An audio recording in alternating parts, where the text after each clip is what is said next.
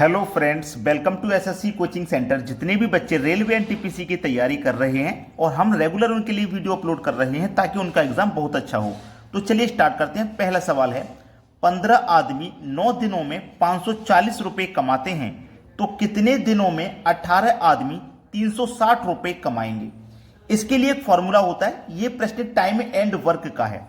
Formula होता है M1 D1 और T1 बटे में W1 बराबर M2 D2 और T2 बटे में W2। इस फॉर्मूले से बहुत प्रश्न हल हो जाते हैं।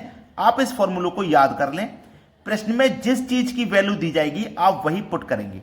जैसे M की वैल्यू होती है मैन दिए गए हैं प्रश्न में, या वुमेन दी जाए, या कोई कार्य करने वाली मशीन दी जाए, या जानवर दिए जाए, वो M की वैल्यू होती है। तो यहां पे 15 मैन है तो आप 15 ले लीजिए। D4 होता है दिन, कितना दिन ले रहे हैं भाई, वो 9 दिन ले रहे हैं तो 9 ले लीजिए। T4 होता है टाइम, जैसे 6 घंटे प्रतिदिन काम कर रहे हैं, 8 घंटे प्रतिदिन काम कर रहे हैं, तो वो टाइम आप इसमें नहीं देख पा रहे हो, क्वेश्चन में नहीं दिया गया है, तो T की वैल्यू नहीं दी गई है तो आप इसे छोड़ देंगे, नहीं लेंगे। W का मतलब होता है वर्क, तो वर्क कितना है उसका, 540 रुपये कमा रहे हैं भाई। जो भी वो वर्क कर रहे हैं उसकी बदले में उसे 540 रुपये मिल रहे हैं, तो वर्क की वैल्यू होगी आपकी 540 बराबर, बाद में कितने व्यक्ति हैं, 18 लिखिए, इनटू D2 का मान पूछ रहा है ना, उसने बोला है कितने दिनों में, यानी कि D2 का उसने मान पूछा है, दिन पूछा है, कितने दिनों में 360 रुपये कमाएंगे। वर्क 2 दे रखा है, 360 रुपये वो कमा रहे हैं, लेकिन कितने दिन में कमा रहे हैं ये नहीं पता। इसी को हल कर लेना है, आंसर आ जाएगा। देखिएगा, बराबर में संख्या हमेशा ऊपर से ऊपर कट जाती है, नीचे से नीचे, तो 1 0 से 1 0 यहां पे ये कट जाएगा ना। 9 1 कम 9, 9 छिक्के 54, ठीक है, 9 छिक्के 54 6 बार में कट गया। मैंने क्या बताया, नीचे से नीचे संख्या कट जाती है, तो 6 से 36 6 बार में कट जाएगा, इतना क्लियर है। और 6 से 18 3 बार में कट जाएगा, ठीक है। बराबर में ऊपर ऊपर कट जाती है, तो 3 से 15 5 बार में कट जाएगा। इधर क्या बचा आपके पास, D2, और इधर क्या बचा 5, तो D2 मतलब कितने दिन में पूछा था ना, तो इसका मतलब आ गया 5 दिन में। डी ऑप्शन सवाल का बिल्कुल सही जवाब हो जाएगा। अब देखेंगे अगला प्रश्न। अगला प्रश्न है, सलीम की आयु 10 बरस है। किसकी, सलीम की। उनके दादा की आयु 62 वर्ष है। सलीम की आयु है 10 बरस, उसके दादा की, दादा मतलब ग्रैंडफादर की आयु है 62 वर्ष। कितने वर्ष के बाद उनके दादा की आयु सलीम की आयु से 5 गुना होगी। अब ऑप्शन में दिया गया है तो इस प्रश्न को हम ऑप्शन से ही करेंगे। सलीम की आयु 10 है, उसके ग्रैंडफादर की आयु 62 है। कितने साल के बाद दादा आपके 5 गुना हो जाएंगे ये पूछा है। मैं मान लेता हूं 6 वर्ष के बाद। अगर मैं 10 में 6 जोड़ दूंगा भाई, 10 में 6 जोड़ दूंगा तो 16 हो जाएगा, ठीक है। 10 में 6 जोड़ दूंगा तो कितना हो जाएगा, 16। इसमें भी 6 जोड़ दूंगा तो ये 68 हो जाएगा। तो इसकी 16 हो गई, इसकी 68, तो 5 गुना पूछा, तो 16 का 5 गुना तो 80 होता है। ये ऑप्शन नहीं हो सकता, नहीं हो सकता ना। सलीम की आयु 10 है, मैं मान लेता हूं 5 वर्ष बाद, तो 5 जोड़ेंगे तो 15। उसके दादा की आयु 62 है, इसमें भी 5 जोड़ेंगे तो 67। क्या 15 का 5 गुना 67 होता है, बिल्कुल भी नहीं होता, ये भी गलत। सलीम की आयु 10 है, मान लेते हैं 4 वर्ष के बाद, तो 4 जोड़ेंगे तो 14। उसके दादा की आयु 62 है, इसमें भी 4 जोड़ेंगे तो 66। क्या 14 का 66 5 गुना होता, नहीं होता, ये भी गलत। सलीम की आयु 10 है, 3 जोड़ देंगे तो 13 हो जाएगी। उसके दादा की आयु 62 है, इसमें भी 3 जोड़ देंगे तो 65 हो जाएगी। क्या 13 का 5 गुना होता है 65, बिल्कुल सही जवाब, 13 का 5 गुना 65 होता है। 13 पंजे 65, तो आपका डी ऑप्शन सवाल का बिल्कुल सही जवाब है। अब देखते हैं अगला प्रश्न। अगला प्रश्न है, एक आयताकार मैदान 90 मीटर इंटू 70 मीटर का है। एक आयताकार मैदान हम बना लेते हैं यहां पे, ठीक है, ये बना लिया। 90 मीटर इंटू 70, ये 90 की दूरी है और ये 70 की है, यही तो है, 90 मीटर इंटू 70 मीटर। अगर मैं 90 और 70 का मल्टीप्लाई करूं तो इसका क्षेत्रफल निकल के आ जाएगा, इसका एरिया, ठीक है ना। लेकिन हमें एरिया नहीं निकालना। हमारे पास जब ये वाली दूरी 90 है तो ये वाली भी कितनी होगी, 90 होगी कि नहीं। और जब ये 70 है तो ये वाली भी 70 होगी। आयताकार मैदान है, समझ में आ गया। अब बोला गया है कि एक आदमी इसकी 5 बार परिक्रमा करता है, उसके द्वारा चली गई कुल दूरी कितनी है? 5 बार परिक्रमा करता है। जैसे मान लीजिए आदमी ने यहां से परिक्रमा लगाना चालू किया। परिक्रमा का मतलब है पूरा एक चक्कर। यहां से चलना शुरू किया, ऐसे करके 90 चला, फिर 70 चला, फिर 90 चला, फिर 70, अपनी जगह पे वापस लौट के आ गया। ये एक परिक्रमा हो गई। एक परिक्रमा में उसने कितनी दूरी तय की है? 90 ये और 70 ये, 160 हो गई। फिर 90 ये, फिर 160, तो 160 और 160 मिलकर के कितनी हो गई? 320। यानी कि एक चक्कर में 320 मीटर की दूरी तय कर रहा है एक चक्कर में। लेकिन उसे कितनी बार चक्कर लगाने हैं? 5 चक्कर। तो 5 से मल्टीप्लाई कर दो, 5 का 0 मल्टीप्लाई करेंगे 0, 5 दून में 10 का 0, कैरी का 1, 5 3 का 15 और कैरी का 1 16। तो 5 बार जब वो परिक्रमा लगाएगा तो कितनी दूरी तय करेगा? 1600 मीटर की दूरी तय कर लेगा। 1600 मीटर दिया गया है सी ऑप्शन में, ये बिल्कुल सही जवाब है। अब देखते हैं अगला प्रश्न। अगला प्रश्न है, यदि a बराबर 16 तथा b बराबर 5 है तो इसका मान हमें बताना है, क्या होगा, किसके बराबर है? इन 4 ऑप्शन में थी। मैं आपको सबसे पहले एक बात बता देता हूं कि जब आप इसकी तरफ नजर डालोगे तो ये आपके लिखा हुआ है a² प्लस b² प्लस का ab, और बटे में लिखा हुआ है a³ माइनस b³। तो आपको a³ माइनस b³ का फॉर्मूला अगर याद है तो आप इसे आसानी से कर लोगे।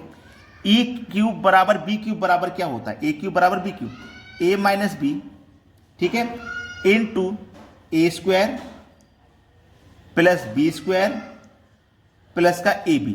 ये फॉर्मूला होता है a³ माइनस b³ का, ये होता है। तो जहां पे ये लिखा हुआ है आप वहां पे ये लिख सकते हैं। अब देखिएगा a² plus b² plus ab, a² plus b² plus ab, तो इससे ये एक बार में कट जाएगा। ऊपर क्या है आपका 1, नीचे क्या बचा? a minus b। अब देखिएगा ऊपर 1 है, a का मान कितना है? a का मान है 16, 16 लिखो, माइनस b का मान है 5, तो 5 लिखो। ऊपर 1 है, 16 में से 5 जाएंगे तो 11 बचेगा, तो 1/11 के बराबर है। 1/11 के बराबर है, बी ऑप्शन हो जाएगा सवाल का सही जवाब। अब देखते हैं अगला प्रश्न।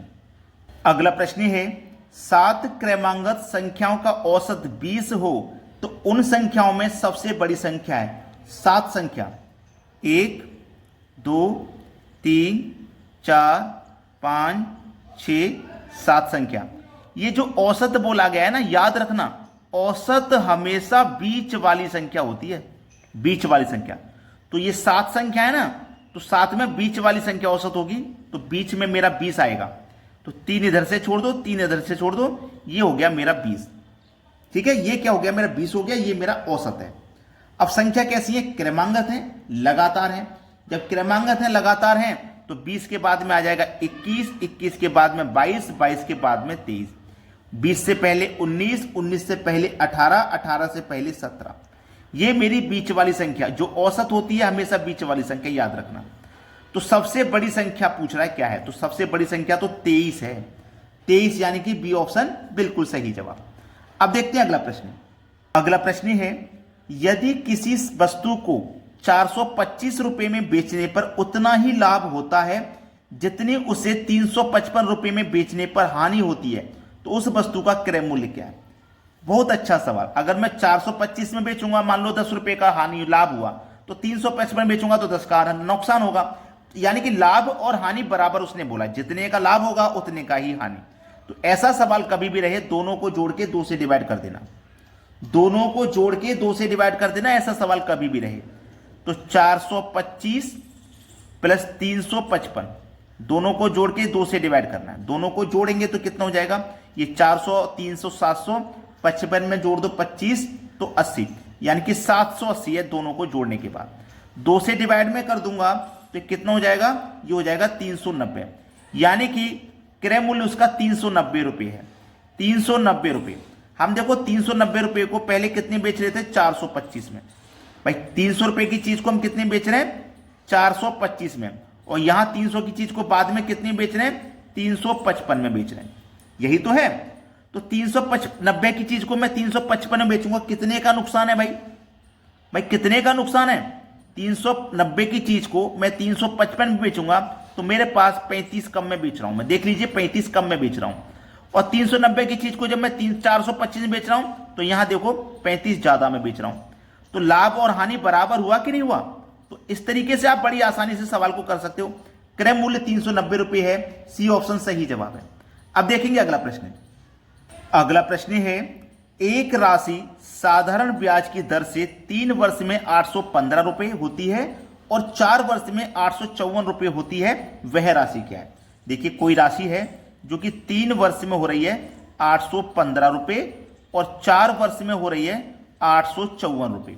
तो 3 से 4 वर्ष होने में 1 वर्ष बढ़ गया और 1 वर्ष में राशि कितनी बढ़ गई? 815 से 854 रुपए हो गई, मतलब 39 रुपया बढ़ गया।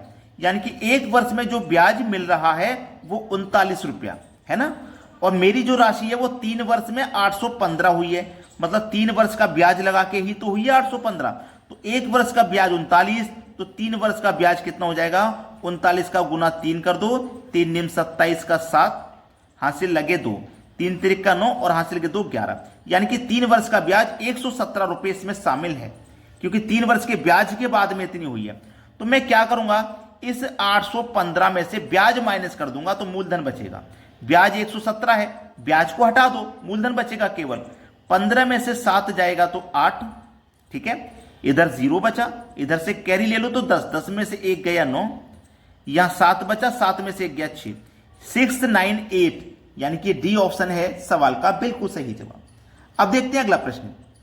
अगला प्रश्न है, 31 दिन वाले महीने का अंतिम दिन मंगलवार है तो उसी महीने के 16वें दिन कौन सा बार होगा? 31 दिन वाले महीने का अंतिम दिन मंगलवार है, 31 दिन वाले महीने का अंतिम दिन मंगलवार, यानी कि 31वां दिन जो होगा वो मंगलवार होगा, 31 तारीख को मंगलवार होगा, ये बोला गया है। यही तो बोला गया 31 तारीख को भाई मंगलवार होगा। अब जब 31 तारीख को मंगलवार होगा, हमसे 16 का पूछा है, अब 31 से पहले मंगलवार फिर कब होगा भाई? 31 से पहले मंगलवार कब होगा ये पता करिए। यानी कि कोई भी दिन 7 दिन के बाद आता है, तो 31 से पहले 24 तारीख का मंगलवार होगा भाई, 24 तारीख का मंगलवार होगा, ठीक है। 24 का मंगलवार है, फिर इससे 7 दिन पहले आ जाओ, फिर से 7 दिन पहले कौन सा दिन होगा? 24 में से 7 कम करो, 4 और 3 17 तारीख को हमारा आ जाएगा। 17 तारीख को फिर से मंगलवार होगा, होगा कि नहीं भाई? कोई भी दिन 7 दिन के बाद रिपीट होता है। जब 31 को मंगलवार है उससे पहले 24 को मंगलवार होगा, उससे पहले 17 को मंगलवार। अब हमसे 16 तारीख का पूछा है, तो जब 17 का मंगलवार है तो 16 का एक दिन कम होगा जो कि सोमवार होगा। तो 16 तारीख को कौन सा दिन होगा भाई? सोमवार का दिन होगा। डी ऑप्शन है सही जवाब। वीडियो को लाइक कर देना और सभी बच्चों में शेयर कर देना, ठीक है दोस्तों, धन्यवाद।